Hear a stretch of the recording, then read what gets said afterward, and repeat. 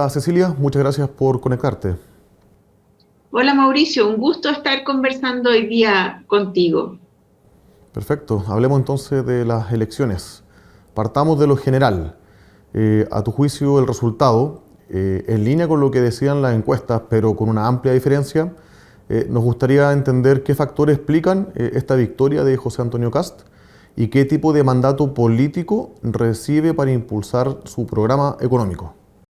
Bueno, efectivamente es una victoria muy contundente. La diferencia con la candidata de izquierda es amplísima, son 16 puntos porcentuales y además el número de votos, porque claro, esta elección es primera elección presidencial con voto obligatorio y inscripción obligatoria, y entonces eso le da un mandato tremendamente contundente. ¿Qué es lo que explica este triunfo? Bueno, yo creo que al final, esto es bien paradójico, pero de alguna manera la izquierda está cosechando un poco lo que sembró, porque cuando decidió que Chile necesitaba un cambio refundacional, sembró también mucha inestabilidad, mucha incerteza jurídica, se implementaron malas reformas y eso generó daño estructural. Y finalmente lo que vemos ahora es que las personas demandan aquello que perdieron, demandan crecimiento económico, demandan sobre todo, y lo más importante a mi juicio, es seguridad pública, que se deterioró mucho a partir del estallido, no es la única causa, pero se deterioró mucho. Entonces, de alguna manera, lo que estamos viendo es que precisamente la ciudadanía le está diciendo a la izquierda que el camino que ellos proponían no tenía nada que ver con lo que las personas necesitan. ¿Por qué? Porque a lo mejor la palabra crecimiento para muchas personas suena como qué concepto más economicista, a qué le importa a la gente el crecimiento, pero lo que nos muestra la evidencia es que el crecimiento al final es condición absolutamente necesaria para el bienestar de las personas. Sin crecimiento no hay recursos para satisfacer demandas sociales, sin crecimiento no hay empleo, sin crecimiento no hay mejores salarios. Entonces, al dañar tanto el crecimiento económico, finalmente dañaron las demandas ciudadanas. Y las personas se volcaron entonces a lo que consideran ahora que es fundamental para su calidad de vida. Y hablemos entonces de los timings en política. Tú acabas de escribir un ciclo que fue largo, pensemos 2019, 2022, ¿cierto?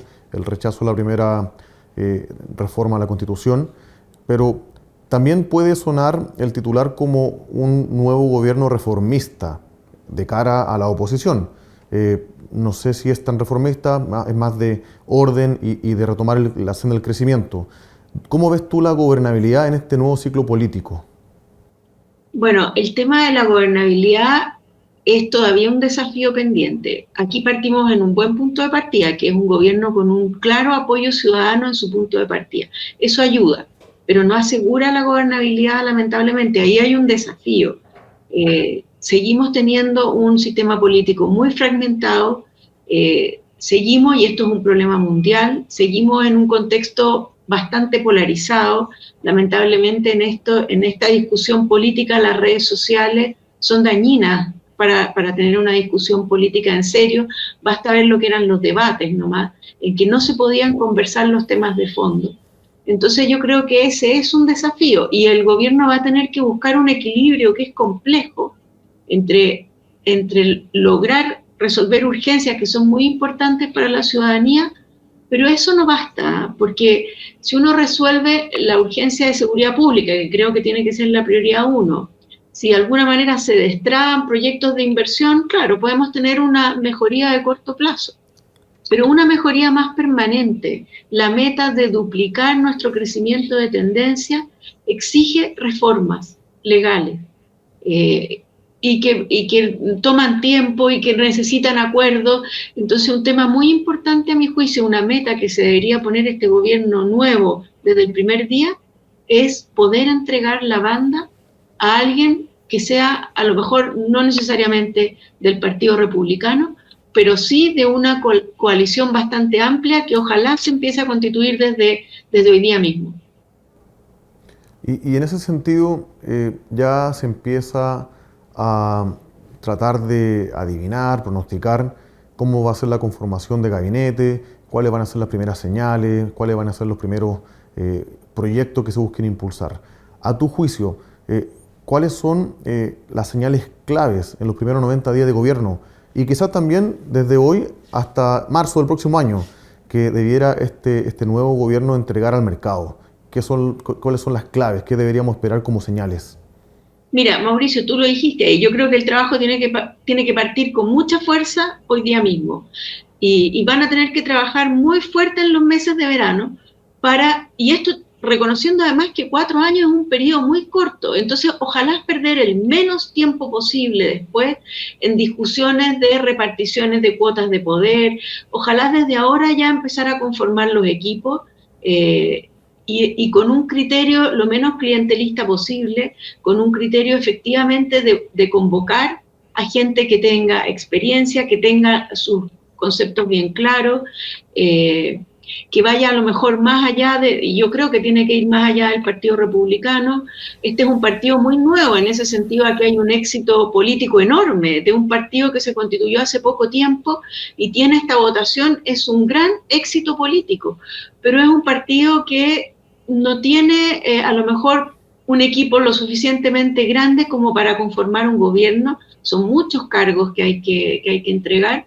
Y aquí, por lo tanto, un gran desafío será empezar desde hoy día mismo a hacer las conversaciones con el resto del sector de la centroderecha y también, a mi juicio, con los sectores que votaron por José Antonio Kast y que están más identificados con lo que podría ser la centroizquierda, pero que en este momento yo no veo grandes diferencias para poder hacer gobierno porque hay mucho consenso en las reformas que tenemos que hacer al principio y también en otras a lo mejor que requieren revisar reformas que se hicieron, a mi juicio, sobre todo en el segundo gobierno de Bachelet, que ya están probando ser muy erradas. Ojalá que se logre aprobar antes del cambio de gobierno la reforma al sistema político. Eso podría ser un estupendo legado del gobierno de Boric. Si quisiera dejar algo que efectivamente signifique una mejoría para Chile, yo le recomendaría que ojalá avance esa reforma política, porque hasta en eso necesitamos hacer cambios. Y en esa línea, tú has manifestado en diferentes medios, en la prensa, de hecho este fin de semana lo recoge también el principal diario de circulación nacional, que hay riesgos de moderación o de anclaje de expectativa versus lo que en verdad se puede hacer en el corto plazo. Entonces, ahí me gustaría hacer doble clic. ¿Dónde están esos riesgos? ¿Cuáles son las principales propuestas que se han comentado tanto en su programa de gobierno como en los debates que tienen una dificultad mayor de implementación? Digamos, migración, ejemplos gráficos, si en verdad se puede recortar en 9.000 millones de dólares el presupuesto o el gasto fiscal en 18 meses, acabar con la lista de espera. ¿Dónde tú crees que efectivamente está la mayor brecha entre lo que espera la ciudadanía en base a las propuestas y a los discursos versus lo que realmente se puede hacer? Para no caer también en el populismo. Sí, es que ¿a qué viene esta idea que yo pongo tan fuerte de moderar las expectativas? Porque yo creo que ese fue un problema que hubo en el segundo gobierno de Piñera. De alguna forma, después del segundo gobierno de Bachelet, que no logró los objetivos que se esperaba y que la verdad es que generó bastante daño estructural, a mi juicio, al país.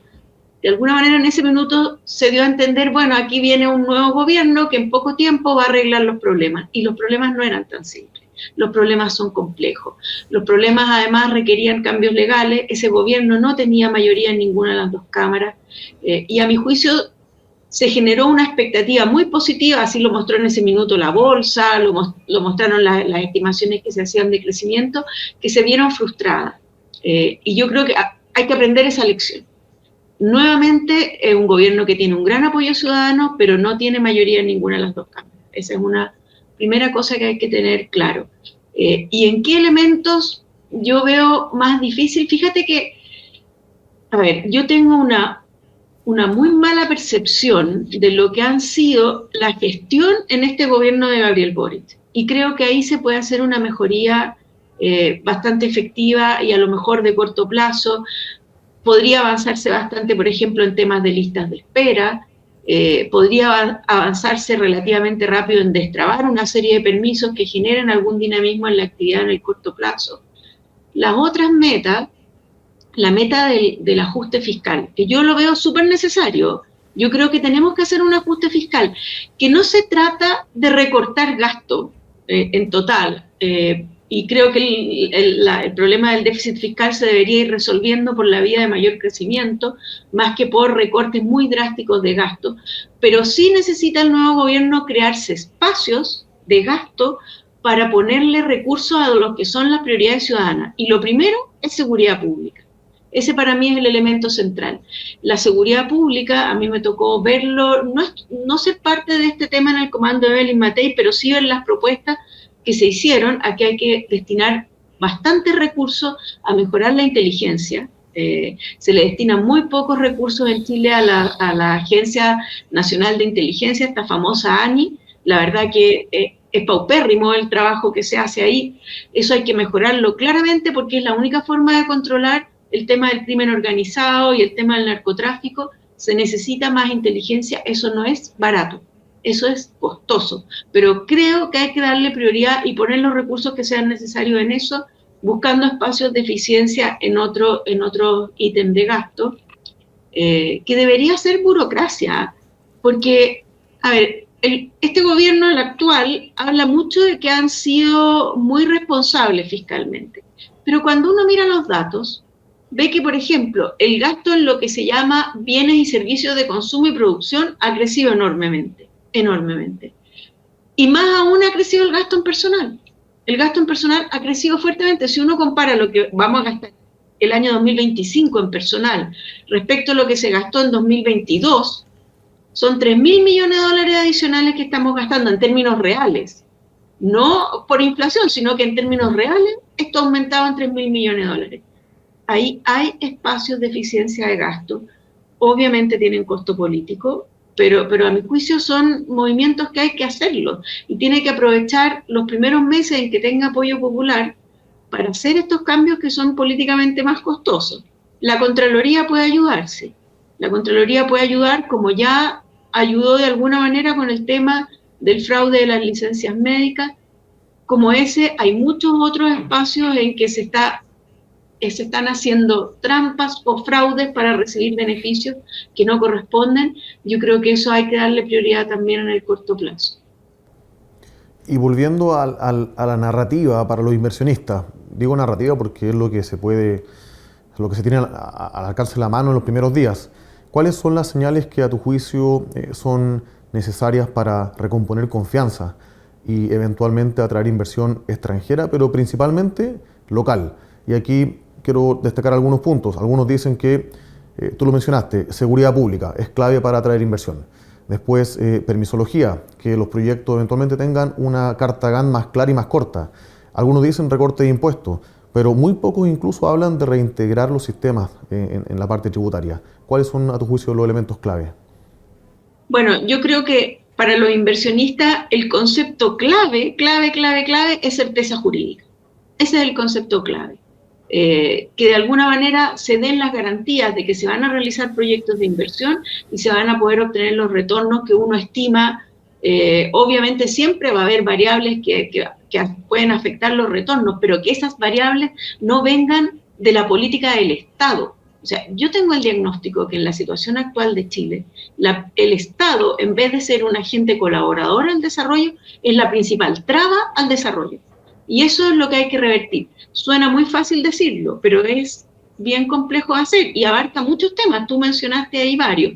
El tema tributario, yo creo que es súper relevante la reintegración del sistema, porque lo que muestra la evidencia de Chile y de otros países, y este es un tema al que le he dedicado muchas horas de estudio al tema tributario, la simplicidad del sistema es un factor clave en lograr éxito en la recaudación. Y nosotros tenemos un sistema tremendamente complejo. Se ha ido complejizando cada vez con reglas distintas y finalmente los sistemas complejos no solo desincentivan la inversión, sino que no permiten recaudar. Y yo creo que en ese proceso de tener un sistema más simple y más parejo, la reintegración es clave, porque finalmente cuando uno tiene un sistema integrado completamente, lo que es relevante es la tasa que paga el socio. Esa es la relevante. Y entonces una pyme va a pagar una tasa baja. Entonces ahí no tenemos que tener multiregímenes para cada tipo de pyme distinta, sino que el mismo sistema en que lo relevante es, mire, de acuerdo al ingreso que usted tiene de su capital, bueno, ese es el impuesto que va a pagar, el impuesto final del socio. Y para eso necesitamos un sistema integrado, yo lo veo como fundamental.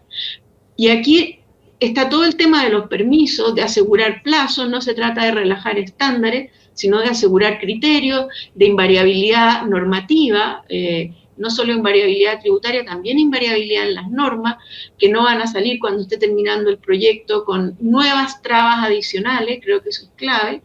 Y hay otro tema relevante que no depende ni del Poder Ejecutivo ni del Poder Legislativo, que es el Poder Judicial. Estamos viendo lo que está pasando en materia de Poder Judicial, ahí tenemos un desafío enorme. Hay que hacer una reforma al sistema judicial, no es un proceso de corto plazo, pero creo que hay que ir dando señales en esa dirección. Lo que ocurra ahora respecto, por ejemplo, a lo que está pasando con los nombramientos en la Corte Suprema, con los juicios que se están haciendo a jueces de la Corte Suprema, que es algo que es bien inédito en Chile. Eso tiene que tener una salida que le dé a las personas garantía de que la justicia efectivamente va a volver a ser una justicia ciega, porque ahí creo que tenemos un problema gravísimo que ha pasado no en el último gobierno, este es un tema que viene de hace bastante tiempo atrás y que se ha ido deteriorando. Perfecto. Y para terminar, y volviendo a tu expertise, vamos a los temas de política y política macro, ¿ya? Si tú estuvieras en el core del equipo asesor económico del nuevo gobierno, ¿qué te parece a ti realista como objetivo de regla fiscal, el déficit, de crecimiento económico? Hablemos de los promedios de los próximos 4 años, ¿ya? De creación de empleo y tasa de desempleo potencial. ¿Dónde tú crees que están los umbrales que se podrían alcanzar? Partamos por lo más relevante, que es el crecimiento de tendencia. Y claro, aquí nosotros no vamos a tener una cifra concreta que el Banco Central estime cuentas nacionales con que este es el crecimiento de tendencia, pero sí se hacen estimaciones. Se hacen estimaciones por parte del Comité de Expertos, se hacen estimaciones por parte del Banco Central, la Comisión Nacional de Evaluación y Productividad también muestra lo que está pasando con la productividad total de factores. Yo creo que ese es el elemento más importante que tenemos que poner en la balanza. Que empecemos a ver un crecimiento en la productividad total de factores que lleva prácticamente 20 años estancada. Y nosotros necesitamos que la productividad total de factores de crecer cero, al menos los datos empiecen a mostrar que estamos con ritmos de crecimiento de entre 1 y 1,5% por año. Yo creo que sería una buena meta. Con eso uno ya logra aumentar el crecimiento de 2 a 3, 3,5%. Yo creo que eso es importante. En materia fiscal, no se debería plantear que se va a eliminar el déficit estructural que tenemos. Tenemos un déficit estructural de más de 2 puntos del PIB. Probablemente el año 2025 va a cerrar en una cifra alrededor de 2,3% del PIB. Hay que plantearse una meta gradual de ir cerrando esa brecha. Mientras tanto, aquí hay un tema que es relevante. Voy a publicar una columna en estos días sobre este punto, que es el escenario externo, que la verdad que es súper incierto. La velocidad del cambio tecnológico hace impredecible el futuro, pero en el corto plazo nos está generando una mejoría de términos de intercambio muy importante. El precio del cobre está marcando niveles récord. Entonces uno podría decir, qué suerte, vamos a tener una nueva bonanza. Y ojo que la bonanza anterior, yo creo que explica parte de los problemas que tuvimos después.